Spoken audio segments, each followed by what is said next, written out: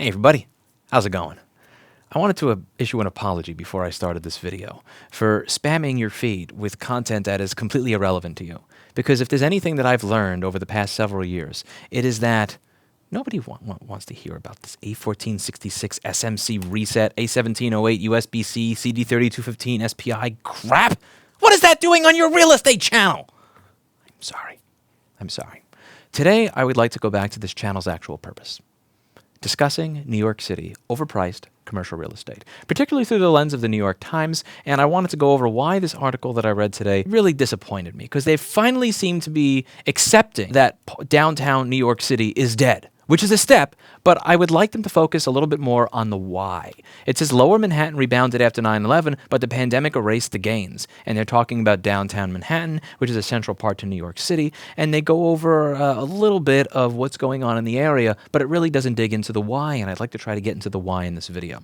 So this and other articles have said that Uber, Google, Amazon, Apple, and Starbucks have all delayed reopening fully their offices in New York City. IBM is temporarily closing its offices in New York City amid rising COVID cases. JP Morgan and Chase is trying to unload 700,000 square feet of office space on Water Street in that area. 700,000 square feet of office space. They're just like, here, you can have it. We're not running it anymore. Think about that. Advanced Magazine Publishers and the media company that owns Condé Nast withheld nearly $10 million in rent during a dispute with its landlord at One World Trade Center. One World Trade Center is our home, and we are proud to contribute to its legacy, said Roger Lynch, the chief executive of Condé Nast. Wow, that's an interesting line. Like, I'm in hock right now, about $92K. Imagine if I said, I'm just not going to pay you that, and I just said, West 27th Street Loft Corp is our home, and we are proud to contribute to its legacy by not paying you. That's some interesting PR right there. Outside New York City, at Intel, executives recently scrapped a planned September 1st return date for some sites in favor of an indefinite target. So even outside of New York City, you have a lot of companies that are not returning to the office the way they were before. Back to the article. It says the pandemic has drained a lot of life out of Lower Manhattan. Manveen Singh said she had no choice but to close Tandoor Palace, her 27-year-old Indian restaurant on Fulton Street, after the pandemic took away the downtown office workers she had depended on. After the initial citywide lockdown, she tried reopening, but she said there is not a soul in Lower Manhattan.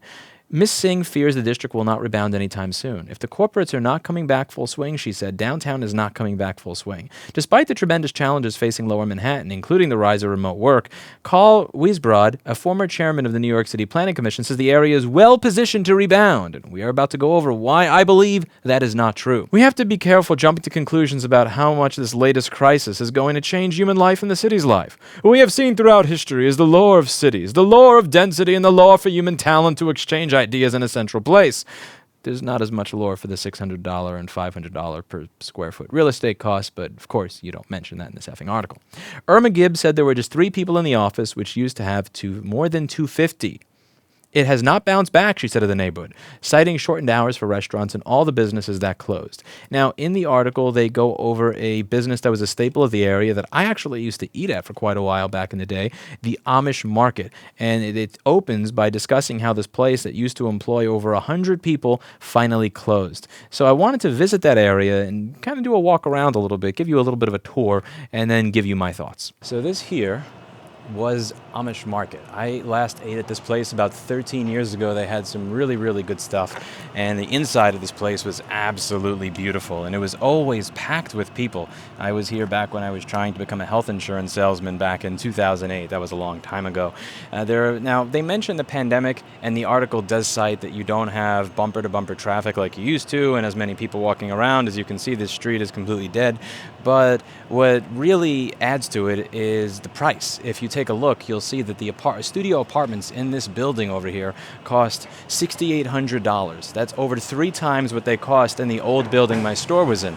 Now, considering that in my old building, the store was about $68 to $96 a square foot as time went on, that would mean, if you were to guess based on the price of the apartments, that this store is probably 3 times the cost of my old store. So it wouldn't be far-fetched to say that they were asking $250 to $300 a square foot for this based on what they're asking for the apartment. apartments. That's to be in an area where there is no foot traffic, and simultaneously someone took a piss right before I started this video and locked up my bike over there, which I can clearly smell, and unfortunately due to the lack of technology allowing this to be possible, you're not able to smell with me right now. But yeah, somebody walked up here and took a piss right as I was as I was locking up my bike.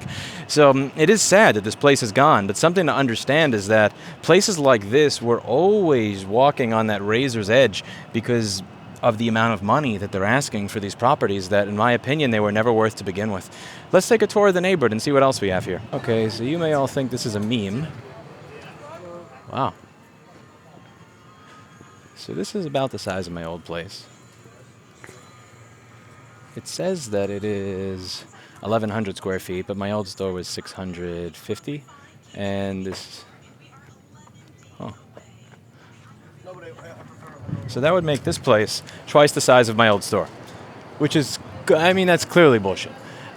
So that place is going for $600 a square foot, $600 a square foot, which when you do the math on it, $600 per square foot per year times 1,100 square feet that they claim it is, that means that this place would be $55,000 a month. $55,000 a month for this. Now, as you can see in the ad, it looks like they have it looks like the place did not have someone there at the time, or they had paper over the windows, but now there's someone there, which may mean that that's a tenant that's taking the place only until they can find someone to take the full rent, or maybe they were looking to get rid of that person, but and then that person came in. I mean, nobody showed up to take it, so they're still there for the time being, or who knows, maybe that person actually is paying $55,000. But do you think if they are paying $55,000 that with what they sell, that they're going to be there very long before you get another one of these signs on the window? Yeah. On to the next place. All right, I'll walk down one of the side streets here just to give you an idea of what the foot traffic is like before the sun goes down in the financial district. So here is a space for lease. As you can see, there is a train station here that has a giant gate in front of it. This entire space is for lease by Cushman and Wakefield. And if we would just walk up the block just to get a feeling for the level of foot traffic and the health of the area with regards to how much is rented. This over here, this entire block looks like Winnick retail for lease. So this entire building over here is filled with lease signs.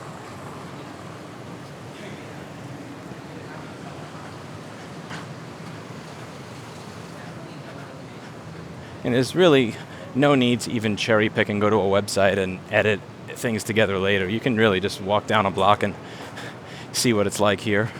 And there's really no reason to believe that any of these spaces that I'm looking at and showing you are going to be much different from the ones that do list the price per square foot. I've found that when you don't list a price for your product or service, that tends to mean that I can't afford it. And that's tended to be correct almost every time that I've seen, whether it's a building, a car, a piece of software, a tool, a part. If they don't list the price, if it says call for price, you probably can't afford it.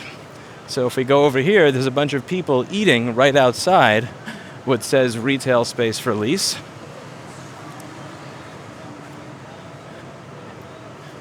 Right over there, you can see retail for lease up here. Okay, this place is open, but then right next to that, you have another one that is dead. This says over here, 2,400 retail space for lease. Couldn't find a price on any of these. Over here, across the street, prime retail space for lease. And while I'm doing this walkthrough, what I want you to be thinking about is whether or not you think that a price between $300 to $600 per square foot, which is going to come out to, for a lot of the spaces of this size, $40,000 to $80,000 to $120,000 a month, is that going to be supported by the level of business and walk-by traffic that you see in this area?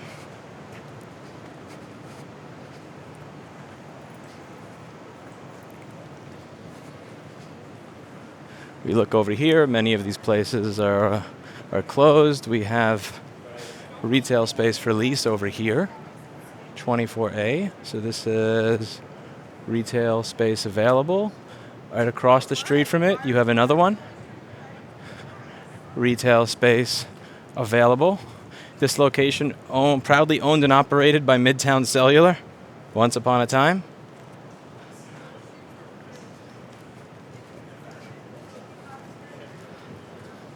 And you could see that you have approximately a dozen people on the street right now in this area. Got maybe 12 to 15 people on the street right now in this area walking by on what would usually have been a fairly busy time. Now I know that a lot of people are going to say, well, you're showing spaces that are $100 or $200 a square foot, that maybe if the place was a little bit cheaper, that you would be able to get someone to take it. So now, this is an interesting one because I actually don't know which store is the one that they're listing for rent, because in the time that it's taken for them to put this listing up, all the stores in this area, not just the one that they were showing, are gone. So this one says store-wide clearance sale, which I imagine means that this will soon be for rent. Now you may notice the pricing listed of $110 per square foot. To give you approximately an idea of what that is, you have a retail space for lease over here. That would mean my current store, as it exists, costing approximately $23,000 to $24,000. Just the back of the napkin math in my head there. About $23,000 to $24,000 for my current store at that rate. So that place has a clearance sale. The place next to it is for lease. This one says retail space for lease. As you can see, all the signs are kind of gone up there that tell you what everything is.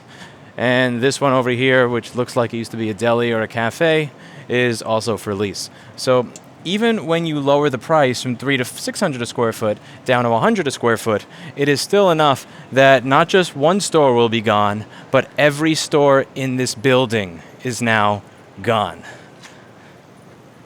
And you can tell me what you think of the foot traffic in the area, whether it supports a place costing more than twice what my existing location now costs.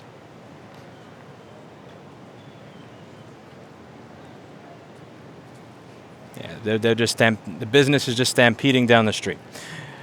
All right, that's the real downtown. Those are the real prices, just how real all those places for lease are. Now, one of the top comments in this New York Times article absolutely nails it. It says, "I have a great idea. Lower the rents for small businesses and residential apartments. New York City has been slowly killing itself long before the pandemic hit.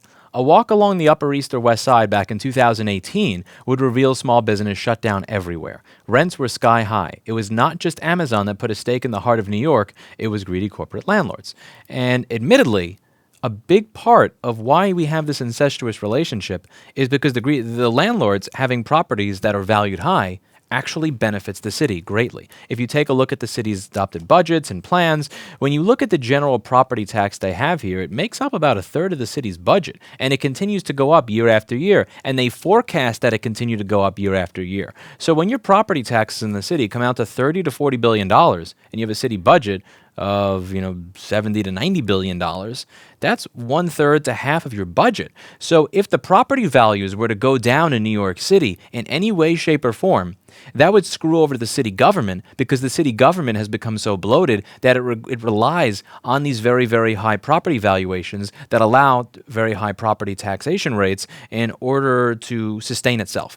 So if I were to take that building and I were to rent it at a cost that actually allows me to do business and make a living and not pay everybody that works here off the books $5 an hour just so that we can somehow scrape by to pay the landlord, the building property value would be marked down. If the building property value is marked down, the city cannot tax that building as much. If the city cannot tax that building as much, then they would actually have to figure out a way to get a more sensible budget. And that's probably not something that's ever going to happen. There are a lot of reasons that this is happening. And when people solely look at the pandemic and just blame COVID for it, they're missing the point. They're missing the story. They're not actually looking at the prices. For there to be an article on why downtown Manhattan is starting to empty out, for the New York Times to finally start to admit that downtown New York City is dying and very close to being dead, and not mention that you have areas that they're asking $600 a square foot. $600 a square foot. That's literally 10 times what I pay here. I think what I pay here is $66.66, which actually should have been an early indicator that I probably shouldn't have rented this place and should have kept looking. But I digress. This place, $66 a square foot. That place, $600. There's no way to make a living doing any sort of business out of there. Selling bricks of coke probably wouldn't be profitable at $600 a square foot. Admittedly, to kind of wonder. Anyway, you get what I'm talking about here. There are very clear-cut reasons why things are going the way they are. And if we just keep talking about how when there's a recovery, and when people get vaccinated, when everybody does the right thing, and we're going to go back to normal, no, we're not, because normal fucking sucked. Normal was horrible. Normal was $300 to $600 a square foot. Normal was an apartment that is a studio, the size of this office, right outside of where you go downstairs and somebody just taking a piss on a pole outside your property, $6,800. And I get it. I understand the appeal of a $6,800 apartment. If you are in some hoity-toity neighborhood where everybody around you is super high class and they button their polo shirts properly, I would understand that. You're paying $6,800 to go downstairs to a neighborhood filled with empty stores where somebody's literally taking a piss right outside. This is one thing that Eli, the computer guy, mentioned. He said, he never lived in the hoity-toity areas, but he'd say, at least I can understand what would cause someone to want to live in a hoity-toity area. But in New York City, you could have your $28 million apartment, you come down to the elevator, you walk outside, and there's a dude with his shirt off taking a piss right there on the street. It doesn't make sense. It doesn't add up. And if you're going to cover what's killing the city, please, just for a moment, include some of the real reasons. Property values are insanely high. Nobody wants to lower the rent because lowering the rent would mean that commercial mortgage-backed security would be worth less money. And when that was worth less money and the property's worth less money, the city gets less money. And God forbid the city ever get less money. There are a lot of politicians that are going to say, we want to make the city more affordable. We want to help small businesses. We care about small business. We care about the disenfranchised, impoverished, lower middle class homes that can't afford to live in the city and that can't afford to do business here anymore. We're here for you. And then everybody in the public's going to go, yeah. And then the politicians are going to get in office. And then they're going to look at the reality, which is that the city spends about 70 to 90 billion, and about 30 to 45 billion of that comes directly from the fact that we have a bunch of overpriced properties. And the moment you do something to allow that property to be rented for less, the building is worth less. The building is worth less. The city collects less money in property tax, and then you have to figure out what to do with your insanely bloated government. And nobody wants to touch that. That is the third rail in New York City politics, and nobody is ever going to touch it. And until someone does something about this entire situation, it will just keep spiraling out of control until you get to the point where even Chase Bank can't afford to have their real estate in Midtown Manhattan. Let me know what you think in the comments down below. That's it for today, and as always, I hope you learned something.